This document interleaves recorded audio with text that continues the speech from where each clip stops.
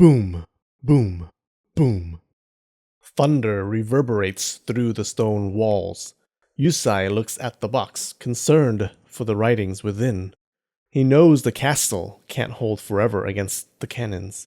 Yusai couldn't care less about the castle or his own life, but he must keep the secrets in those pages alive, somehow. Hey guys, today's video is light on art because I'll be on a trip. It was a choice between having no video this week or creating a quick one with less art. I chose the latter. People often told of a story about how the swordsmith Yukihira created his blades. It went like this. One day, a young man visits Yukihira's shop. The man says, "A group of thugs exiled me from my village. Please forge me a sword so that I may exact revenge on my enemies." By this time, Yukihira is already old and his body aches, but he creates the sword anyways and shoos the little brat away. A few days later, the young man returns, a big smile on his face. "Your sword is superb. I cut down the thugs with ease. Please allow me to return the favor by being your assistant. I will take no coin for my labor." The young man turns out to be a quick student, soon creating blades with the skill of a veteran swordsmith. When his master is struck by illness, he works with an unheard of speed and forges dozens of blades, signing them all with his master's name, Yukihira. He then says to Yukihira, "Master, you are old and should not exert your body so, lest you become ill again. I have forged you enough blades to sell for a lifetime. You will not want for money ever again." Touched, Yukihira thanks his disciple, who then disappears in front of his eyes. From that day forth, when selling a sword, Yukihira would say that it was created by a demonic god, and it cuts like one. One of Yukihira's swords became a cherished possession of the man we talked about at the beginning.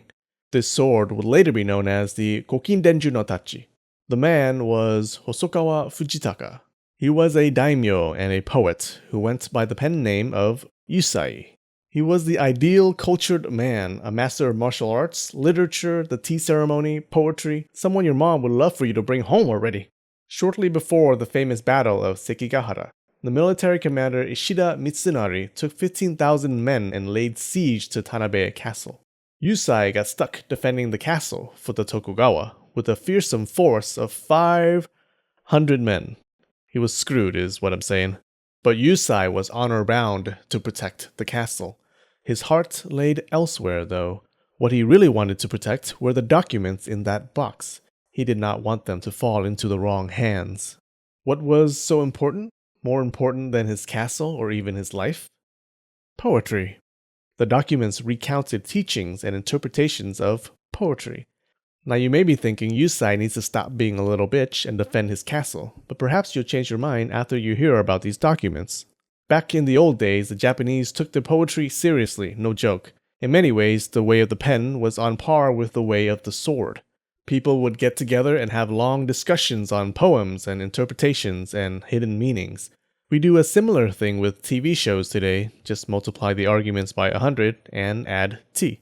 There were deep rivalries between followers of competing ideas, similar to the rivalry between people on one side who thought Game of Thrones Season 7 was terrible, you know it, just admit it, and people on the wrong side who thought it was good.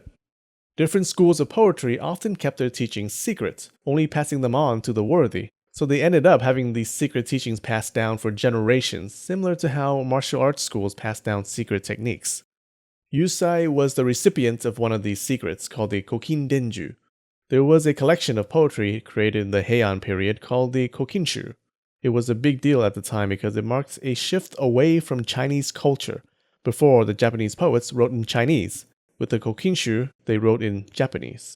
The Kokindenju refers to the transmission of the secret teachings and interpretations of the Kokinshu. This usually happened among the aristocracy. Passing on the secrets from one person to another involved a whole ceremony consisting of oral teachings and written teachings. Therefore, the Kokindenju resided in the documents that Yusai owned and in his own head.